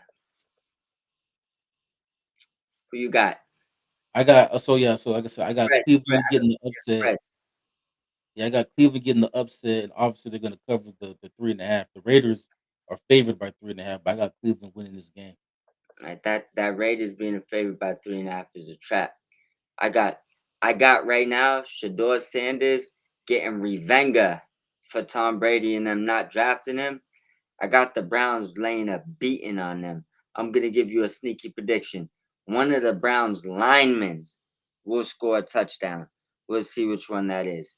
Right? But this is gonna be a blowout. The Browns are gonna win this game and we haven't got to the game yet. But if the Falcons can lose, this is gonna be another 3-win team. That's all And I'm now saying. the Raiders gonna be at 2 though. That's the only problem. It's all But right. I will say though, I'm picking the Browns. I agree with you. I think it's gonna be a blowout, but only because the Browns defense, and I could see them, forcing like 3 or 4 Geno Smith turnovers. Yeah, But yeah, it's gonna be a nice payback game for Shador. 'Cause everybody thought he was gonna go to the Raiders because of his connection with Tom Brady, and Tom Brady's like, "No, let's get Geno Smith instead." I think this is a good game for him to get himself out of Cleveland, if that sounds right. I think if he could play good the next couple of weeks, this is I think the Browns like Dylan Gabriel, and I think he showed enough where they can move forward with him, right? I think that if unless Shador comes out here and does something crazy like 7 touchdowns or something, but I think that these next few games, if he plays, is him showcasing himself for someone to trade from.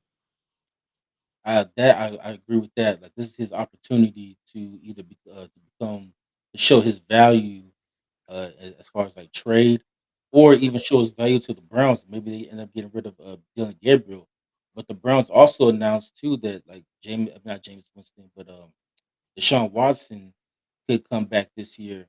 So if you're the Browns, do you play him or do you just sit him and just cut him, at the end of the offseason? This sitting him on the first, it'd be cut right after June 1st. At first, I was thinking maybe they should play him to see, like, maybe they could boost up his trade value. Ain't no one trading for him. It's over. His career's over. You got Colin Kaepernick got a better chance playing another snap in the NFL than Deshaun Watson. But, all right. Oh yeah, who you got in the game? Oh, yeah, you already said Browns in the blowout. I got the Browns blowing them out. Yeah, I think the Browns blow them out. And I think the Raiders get closer. How how about Fernando Mendoza. how about in a twist and turn of events, Shador throws at least 3 touchdowns and 250 tomorrow, and the Raiders see they made a mistake and they're the team to trade from in the offseason.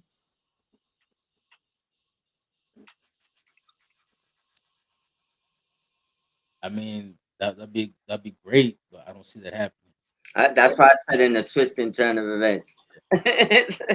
That means for them to do that, that they have to eat it and say that, okay, we effed up in the draft last year. No, I mean, no, And I 'cause don't, I don't think their ego. I don't think egos will let them do that. no, bro, they got this slick way to get out of this. I'm gonna hip you, right? Let them work. Tom Brady called Shador. Look it, man. I don't know what they was thinking passing on you. I stayed quiet when everybody was saying all that. You know, I was a heavy advocate for you. We actually getting a trade done for you right now, my brother. We back. We lit. He in a Raiders uniform. You know what I'm saying? Just like that. You know what I'm saying? Tom just got act like it wasn't him, bro. It wasn't me, bro. I was banging the table for you. You know what I'm saying? I was telling everybody not to draft you because I wanted to draft you, but the GM wasn't listening. I mean, Well, it's funny though. I'm looking up the Raiders. They're talking about Tom Brady likes Fernando Mendoza, so jeez, that might be his guy. hope not, bro. Well, That's let's see. The Raiders have a chance to get that number one pick. They gotta hope the Jets and the Saints win some games here so they can draft the kid. yeah. We'll see how it goes. All right, next up we got the Jacksonville Jaguars 6-4 at the Arizona Cardinals 3-7. Jacksonville are 2.5 point favorites in this game, and I'll be quick. I think Jacksonville wins this game. They beat Arizona. Arizona has played better with Jacoby Brissett, but I don't think that team's very good, and I Yeah, think Jacksonville will pull it out, this is and a they'll cover the 2.5. this is a upset alert, but I got Jacksonville covering as well. Fast. There's not much to say about this game, Other than you think Arizona could pull off the upset. other than if you need a starter in fantasy football. Um, Parker Washington has been a stud, and I think he's going to get massive targets this week because we got no Hunter, we got no Brian Thomas Jr. So it's going to be just him and my Jacoby Myers out there, and then same thing with the Cardinals. If you need a wide receiver, and Michael Wilson Jr. is still out there on the waiver wire list. I think he got like 15 targets last week, and Marvin Harrison Jr. is out again. So that's the only thing I would say about that. Even though I was surprised to learn last week that I didn't know Justin Herbert's little brother was the Jags tight end. I didn't know that neither. Yeah, I I just found that found out it. last week when they played each other. Well, I found it out in real time right now. Yeah, they say he's only a rookie though. But yeah, I thought that was pretty cool last week. Yeah, that's dope. All right, and then next up we have the Atlanta Falcons 3-7 versus the New Orleans Saints 2-8. The Saints are actually a 1.5 favorite at home. The sad news for the Falcons is that Michael Penix tore his ACL, so now the Kirk Cousins will be the starter for the rest of the season. Kirk Cousins looked terrible last week. The Falcons were dominating the Panthers until Penix got hurt, and then Cousins comes in, so they couldn't do anything offensively. Yeah. He's really hurting his trade value at this point. Drake It, London's hurt too. yeah, so it's a rivalry game. I'm actually taking the Falcons to pull off the upset. I think they'll beat New Orleans, Yeah. even though Drake London's out. Yeah. But I think the Falcons could pull it off. But I know you want the Saints to win, so we get that draft pick. Oh yeah, for sure. I mean, especially if you look at it like this, right? If the Saints win this, they get the 3 wins, right? The tiebreaker. I'm pretty sure they would go above the Falcons in the draft, like in the wrong way, right? Yeah. Then, either way you cut it, the Browns or the Raiders, one of them's getting to 3 wins. So the Falcons need to just stay at 3 wins. This might end up a top 3 draft pick when it's all said and done with because I it's think not right looking now it's good. already a top 5 draft pick. Yeah, but with that being said, I don't think that the Saints lose. I mean, the Saints win this game. I got the Falcons. I got the Falcons winning this game. So no need about covering or anything because I don't think the Saints will win. I think Cousins should be enough. I think the Falcons still got enough to win this game. So I'm gonna go with the Falcons. Yeah, so we both agree. We got the Falcons winning and obviously covering the point and a half. Yeah, And as far as the draft pick right now, I was wrong. Uh, it's it's like seven. currently have the 10th pick in the draft. That Falcons pick is currently the 10th pick. 'Cause even though the Falcons are 3-7, but Arizona's also 3-7, and for some reason Arizona's ahead of them. Same thing with Cincinnati, and Washington is also ahead of them. Doesn't matter. We just need those teams to win, and we need them to lose. That's it. Falcons just lose every game, man. That's all you need to do. Tell Raheem we'll give him a job again if he needs it. Yeah, in all serious though, I think he might be just a coordinator. He's not a good head coach. Yeah, I honestly, and Rams fans I know hated him when I said this. I didn't like him as our D coordinator personally. It's like he has, and it's not that he's not a good coach, because he for 80% of the game his defense is good, right? The problem Yeah, I have with his defense is when it's a 2 minute drill before halftime or it's 2 minutes to end the game, he puts them in prevent defense and lets them score every single time.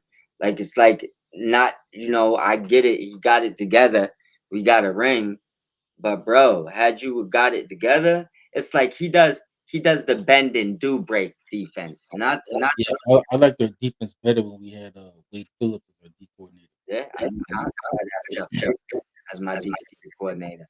I'll put it like that. He's still at a top five defense. The man can't coach a high school offense to do anything, but his defense, he can do that. He learned something from playing for those '85 Bears. Yes, he did. Yes, he did. All right, and then next up we have the Philadelphia Eagles 8-2 at the Dallas Cowboys who are 4-5-1. The Eagles are 3-point favorites in this game. Obviously, the last time they played was opening day when the Eagles got their Super Bowl rings, and that was the game. Honestly, with all these the feds looking into all these sports for gambling, they need to look at the CeeDee Lamb in that game. CeeDee Lamb in the first half he had like 7 catches for like 120 yards, Did it and last then week the too. second half he was dropping everything. What about last Every week? What about last week? Him dropping open touchdowns. Something good. yeah, I like don't know. somebody needs to look at like CeeDee Lamb's like over under for catches or something. Yeah, I don't know what's going on with that boy. And he got in trouble because him and George Pickens was out at the casino last week in Vegas Wow. instead of beating curfew, so they got benched like the first drive. Yeah. And well, according to CeeDee Lamb though, they weren't gambling though; they were just eating dinner at the casino. Yeah, they was on FanDuel with everybody they meet trying to make bets at the end of their name. But yeah, so I'm taking for this game though. I'll be quick. I think the Eagles beat the Cowboys and they cover the 3 points. Well, I'm gonna put it like this. I have upset alerts. This is what I'm gonna call upset. I got Dallas winning by double digits. Think that Wow, really? I think they hop on the Eagles, pause, and the Eagles can't come back because their offense isn't equipped to get in a throwing game like that. They are sometimes, but I think that the Well, first game. this is an interesting matchup though, because we'll have the number one defense playing against the number one offense. I But then give at you the same time, though, the Eagles' offense is terrible, but so is the Cowboys' defense. I'm gonna Cowboys give have you a 31st ranked defense. I'm gonna give you a score prediction. Ready? Mhm. 30-17. Cowboys win. You think the Cowboys could just run up and down on this defense? I think that they're gonna get division. Put like this: a number one defense when it's a division game doesn't really hold the same amount of weight for me. Like they see each other too much. You know what I'm saying? So Mm. I'm gonna say that not necessarily, because some of those maybe they get a defensive touchdown. I just think that the Cowboys get out to a fast start, whether it's 10-0, maybe a pick six, maybe a fumble return, maybe it is back-to-back touchdowns. I just think they get a double-digit lead in that first quarter, and I don't think that the Eagles are able to climb out of it. Well, I would say this could be a get right game for that Eagles offense because this is going to be the worst defense they play all year. Yeah, but I think that Quinnen Williams and I don't know why I'm losing his name right now, that they got in the Parsons trade, Oh, Kenny Clark. Kenny Clark. I just think that this is finally the division that Jerry Jones actually wanted. We didn't get what he meant when he wanted to stuff the middle of the field. And I Oh, did you think, see how happy he was when Quinn Williams got that sack? yeah, but I think this is what it's for, what he was thinking about. Saquon Barkley, Jalen Hurts. I think that they're going to control that line of scrimmage. as far as not like they're gonna get to him as much, but I don't think that we're gonna see Barkley go crazy this game. I think Jalen Hurts is gonna have one of his usual typical mediocre games, but he's not gonna have no touchdowns to go with it. I just I don't think this is gonna be a good game for them. Maybe that's why Jerry gave the Jets a choice between their pick or the Packers pick, which one they want. Because maybe he thinks they're going to make a run, I think he believes that. and the Cowboys pick is going to be the Packers pick is going to be higher than the Cowboys pick. And listen, the way the package is looking, it might not be much of a difference. Tell you the truth, at the end of the year. Which one has the higher pick, that's the one the Jets are going to take. So Yeah, I honestly think their records might be around the same. That's what I'm telling you. I don't really think it's one might be 15, one might be 16. So like I don't know if it's gonna really make much difference. well, the Jets hope it does. Yeah. All right, and then the Sunday night game, which is we're all going to be interested in, we have the Tampa Bay Buccaneers 6-4 at the LA Rams 8-2. The Rams are 7-point favorites at home.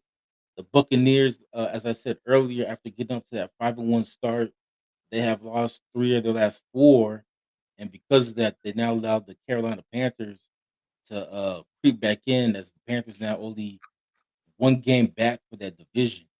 So they have to Tampa Bay has to win this game to hold off Carolina.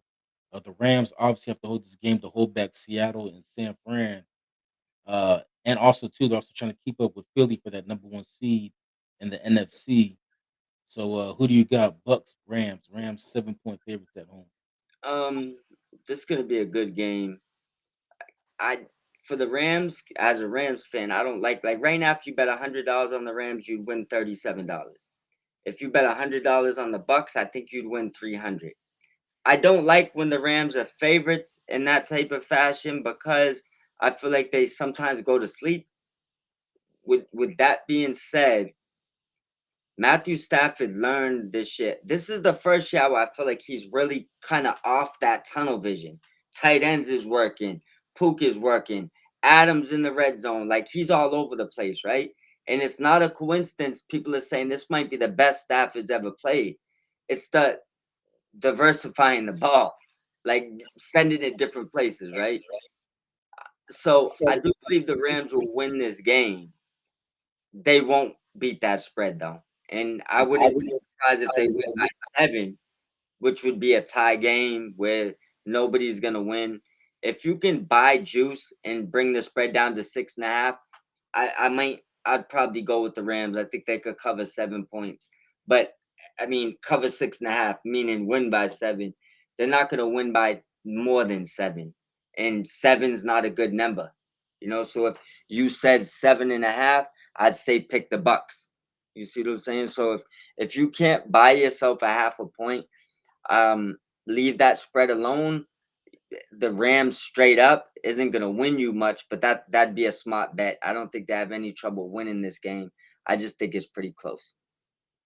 Yeah, I think it'll be a close game. I don't think we'll blow them out like Detroit did, Yeah, but I do think we'll win this game fairly easily.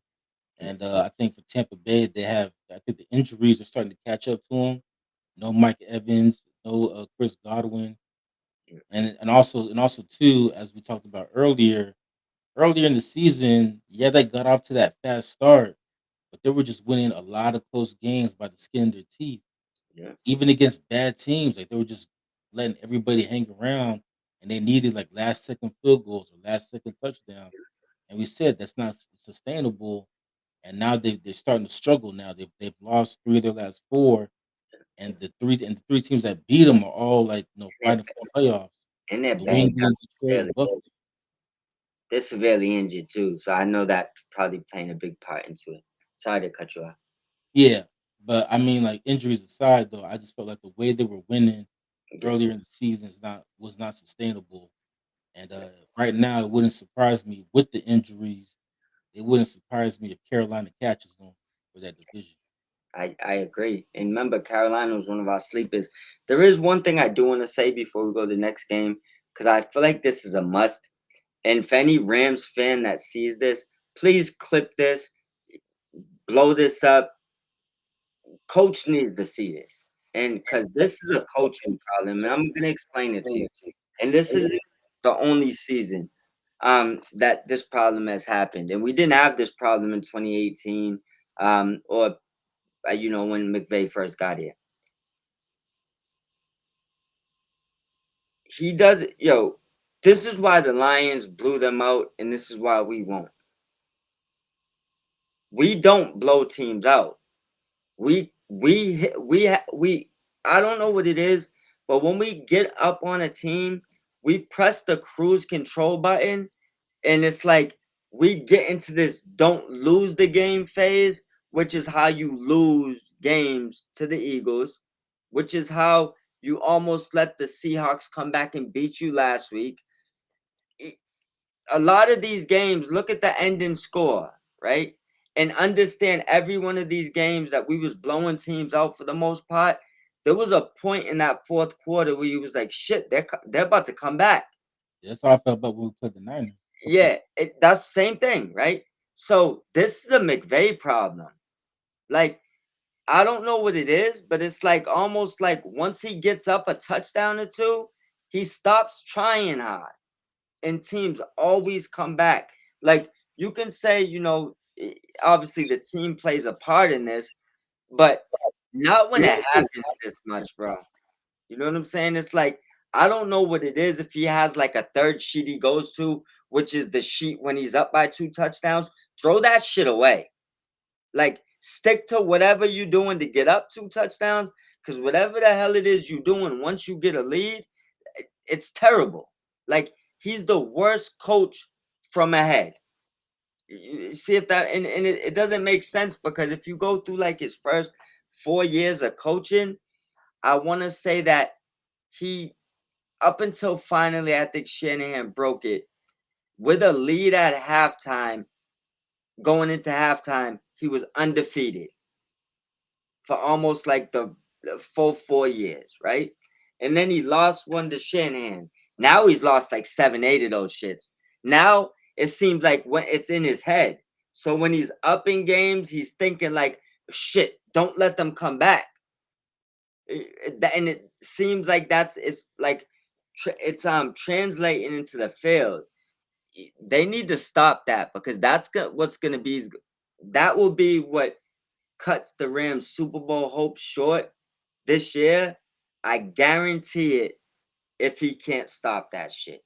And I don't know what it is. Like I don't know if it's I was trying to look at games. I'm gonna try to break down more film. I don't know if it's he's straight adjusting his play calling, if he's dialing it back, if it's the players he's putting in, because it could be a collection of things, but it's happening way too often.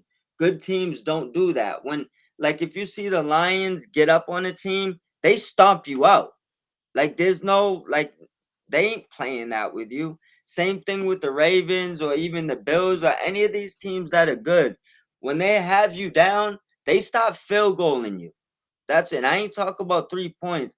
I'm talking about they start stomping you into the curb. And the Rams just don't have that killer instinct. It's almost like they sympathize with these teams. It's like, oh, let me help them out a little bit. I'm super confused. Yeah, I don't get it, and that's something that could bite us in the ass uh, later on down the road. 100%. All right, so move on to the Monday night game, and to me the spread is too high. But we have the Carolina Panthers 6-5 at the San Francisco 49ers 7-4. The Niners are right now they're fighting for a wild card spot, but they also have a chance in the division, even though they're currently behind both LA and Seattle. But they split the division title. They split the division. Excuse me. They split the head to head with the Rams 1-1. They've already beaten Seattle once already. They got to play them again, and then they swept Arizona. So right now the Niners, even though they're in third place, but they have the best record in the division right now at 4-1. But they're 7.5 point favorites against Carolina at home. I think that's too high. I do think the Niners will win this game, but I think Carolina covers. I don't think the Niners are going to blow them out. I could see this being like anywhere between a 3 to 5 point game. I first, as far as spread, I'm taking Carolina. Absolutely, that's no question. The second part of this was one of my harder games to pick this week, and I'll tell you why. After looking what Young did last week, getting injured, coming back in, he threw for like 400 and something yards.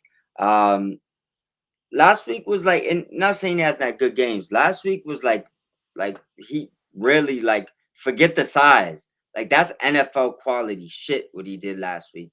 You know what I'm Yeah, sorry to saying? cut you off, but statistically, that was his best game of his career. Yeah. So brought them back, and that's another thing. Best game of your career, threw for over 400. A comeback that nobody's seen coming. I mean, a quarter in, I thought Atlanta already won that game. So and then I'm factoring in last week. The Niners defense, I'm pretty sure got lit up last week by mediocre. If I believe last Right. week Yeah, Jacoby Brissett. for like another like almost 400, right? Yeah, he completed 47 of 57 passes, which is ridiculous. And and Michael Wilson, I want to say caught 10 plus targets for like 180, right? Yeah, I will say though for the Niners, I think the injuries are starting to catch up to him. That defense has struggled the last like 3 or 4 games. Yeah, well, I'll just say this, right? If Bryce Young can play even half as good as what Jacoby Brissett did last week, right? He has Ted McMillan, who is severely upgraded over anything Arizona had on the field last week, like severely. You talk about Mike Evans 2.0, basically, right? Maybe even a little bit faster. I'm not sure, but he looks faster, right? Then they got other weapons. And yo, that boy Dowdle, it just looked like a force. So this is another upset alert game. There's no way they lose by 7.5. And I am gonna go with the Niners. Scratch that. I'm gonna change my pick. I'm gonna take the Panthers to win this game. I believe. I believe. Yeah, I mean, I agree with everything you're saying, and that's why I said that I think this point spread is way too high. Unless they know something that we don't, I don't see the Niners winning this game by 7.5. I don't see them covering that 7.5. Yeah. Like I think they're gonna win, but I think it's gonna be a lot closer than what people are thinking it's gonna be. 'Cause that point spread is way too high. I think Carolina covers that easily. I think if the Panthers lose, it could be one of those blowout situations. Maybe if they get jumped on, but I have a funny feeling this would be a very Yeah, close which we game. have seen though. Carolina kind of like plays down. Yeah. They have some games where they get blown out like 30-0. It's like what the hell? I just gotta say this. We went into the season. We had our two sleepers, the Patriots and Panthers. We knocked that out the effing park, right? Well, the Panthers got off to that slow start, so they kind of made us look stupid at first, but Yeah. we But look did. at that. Yeah, there we go. But after the game he had last week, that might have been what he's ready. Could go two ways. He could get severely overconfident and have one of his worst games ever this week, or he figured it out. You see what I'm saying? Minor Tucker, we always knew that he was a smart kid. So if he figured it out, they got weapons. I like what they're doing. They're in the hunt in the division, and they also got a good Their defense isn't bad. You know what I'm saying? So I like their corners. I think this is an upset game. I think the Niners is the easy pick, but I don't mind picking against the Niners and taking that L with pride. I believe in this Panthers team. I like what they're doing right now. Yeah, I mean, it wouldn't surprise me if the Panthers win this game either. Yeah, And but I just have a feeling the Niners will pull this out.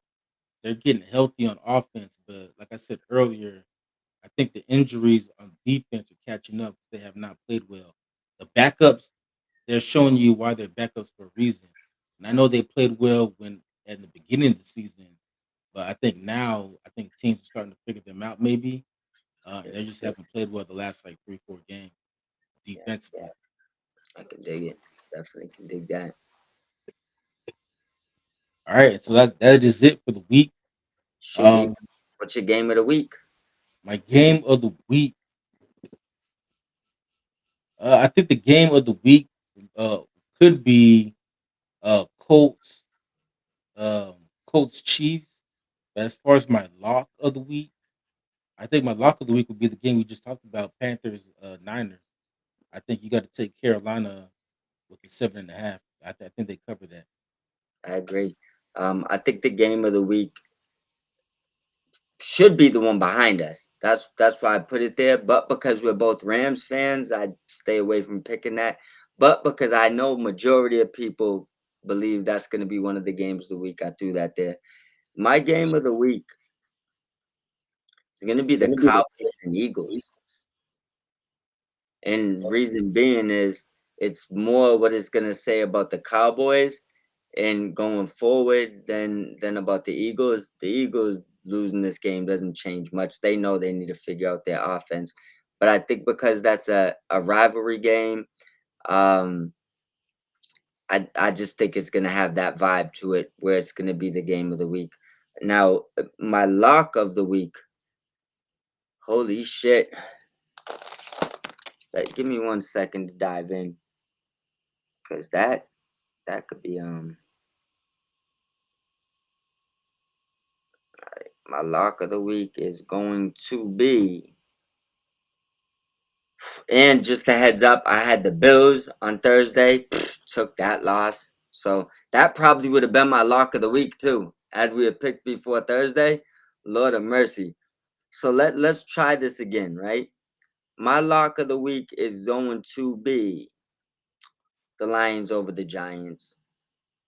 That'd be my lock of the week, but that's no spread. If you're going spread, my lock of the week is gonna be Ravens over Jets.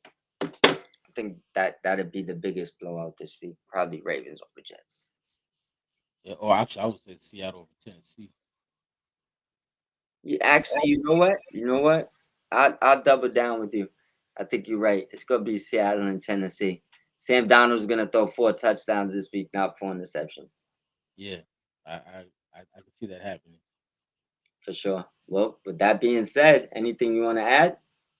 No, that is it. So you can find us on Spotify, Apple Podcasts, iHeartRadio, Spreaker, and Amazon Music. Yes, Also, sir. too, like and subscribe to us on YouTube. I believe we only need 16 more subscribers. Yep, to We hit 50. getting there. We getting there. Yep, then we could go live. And also, I'm trying to figure out what we're gonna do, but I think what I'm leaning towards doing is maybe once we hit 50, pick up. I'm assuming everybody on this who's following us is a sports fan. Tell me your team. I'll send you over a 15 card package of some fire cards. So I'll give you a 15 card team set. I'll make sure I get a lot of your favorite players in there. So smash that like and subscribe. Get us to 50, and I'll pick someone at random. All right. There's your incentive right there. All right, there you go. And don't forget to follow us at Mob Squad 508 and at Inspector underscore Ant on Twitter. And use the It's QR at code, the man. bottom of the screen, but I can't see it. Yeah, I know. I was trying to change the colors. It wouldn't let me. Like it's in white on white, so it's just kind of a little bit hard to see. But the code, once you use this QR code, the code you want to put in is Mob Squad 508. It'll give you 10% off all your purchases. Keep buying. Get your energy up, man. What are we waiting for? It's for those early London games. You're gonna need some of this W energy next time you gotta wake up at 9 a.m. to watch early morning football, which makes me want to slam my head off the wall. This is why I buy W Energy. Use this QR code below. Stop playing. Yeah. Or just use it just to keep you up when the Sunday night game's boring as hell. Yeah, listen. Not even W Energy could keep me up during some of these games. Some of those 10-7 games that we've had on prime time. Lord of mercy, man. But I'll see you in the morning, my brother. Hit me up. And I just loaded your Lions Eagles recap too. I seen it was on there. So that's about to hit, and then this will drop in the morning. All right. And then sometime this week we also got to talk about how what we're gonna do next week because with the holidays, I know the schedule might get funky. Hey, we'll figure it out. We'll make it work. Even All if right. we got to do quick 15-minute segments from like phone visuals, like hit me up. I got Yeah. 15 minutes. Let's go. I mean, We'll make it work though, brother. Happy holidays. Yeah, happy holidays to you. I'll get up with you. Yes, sir. Salute. Luke.